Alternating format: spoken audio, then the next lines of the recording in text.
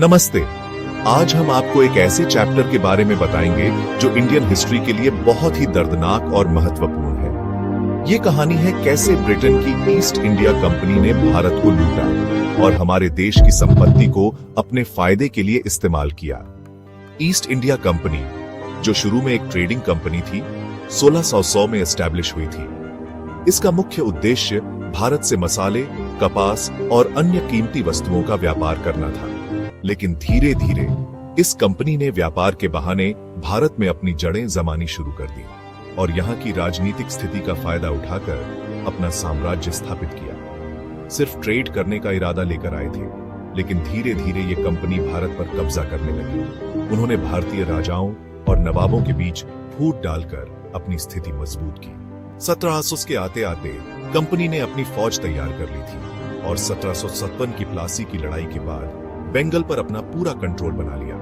ये सिर्फ शुरुआत थी। इस लड़ाई ने भारत के इतिहास को हमेशा के लिए बदल दिया।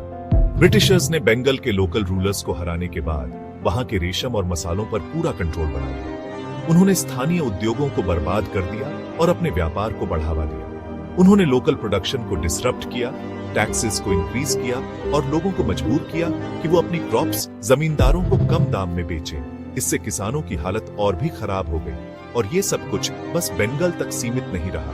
धीरे धीरे उन्होंने पूरे भारत में अपना साम्राज्य फैला लिया। अगले कुछ सालों में उन्होंने पूरे देश में अपना राज फैला दिया। ब्रिटिश कॉलोनियल बिल्डिंग्स और उनकी सेना हर जगह दिखाई देने लगी। आप सोच रहे होंगे कि ये सब कैसे पॉसिबल हुआ, कैसे एक ट्रेडिंग कंपनी ने पूरे देश पर राज कर लिया? तो जवाब है डिवाइड एंड रूल पॉलिसी।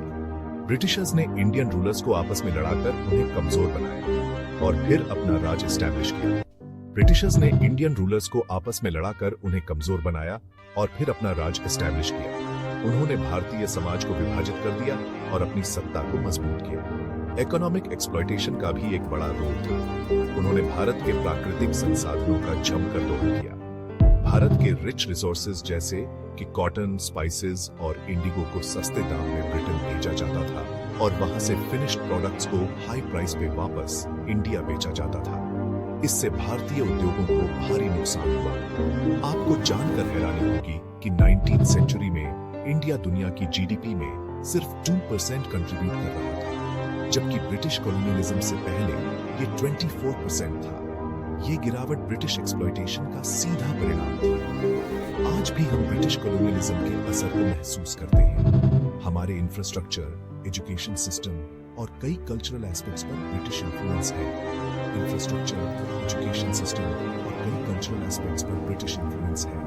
हमारे स्कूल, हमारे कानून और यहाँ तक कि हमारी भाषा पर भी उनका प्रभाव है। लेकिन हमें ये नहीं भूलना चाहिए कि ये सब किस कीमत पर आया।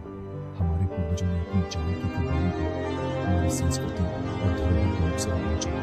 आखिर में हम ये कह सकते हैं कि ईस्ट इंडिया कंपनी ने सिर्फ भारत का इकोनॉमिक एक्सप्लॉयटेशन नहीं किया, बल्कि हमारे कल्चर और हेरिटेज को कंप्लीटली इम्पैक्ट किया। उन्होंने हमारे समाज को बदल कर रख दिया।